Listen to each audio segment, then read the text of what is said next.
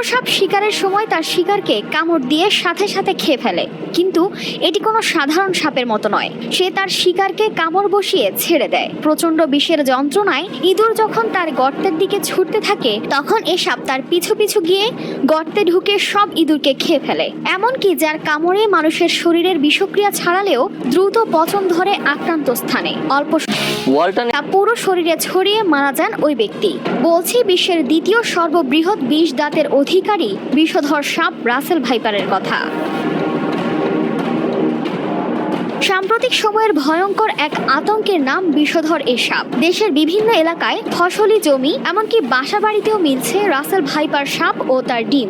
এ সাপের কামড়ে মৃত্যুর খবরও পাওয়া গেছে অনেক জায়গায়। এর আতঙ্ক এমনভাবে ছড়িয়েছে যে কৃষকরা জমিতে নামতেই পাচ্ছেন ভয়। গবেষণায় বলা হয়, বাংলাদেশের ৬৪ জেলার মধ্যে ১৭টি জেলাতেই রাসেল ভাইপারের উপস্থিতি রয়েছে।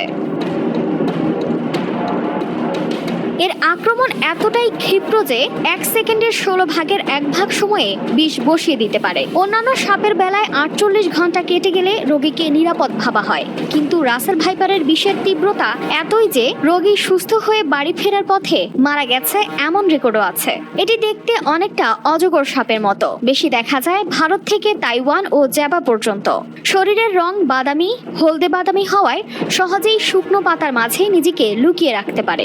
এরা সাধারণত ঝোপঝাড়, ঘাসে ভর্তি খোলা মাঠ, শুকনো গাছের গুঁড়ি, গাছের নিচে গোয়াল ঘরে থাকতে বেশি পছন্দ করে।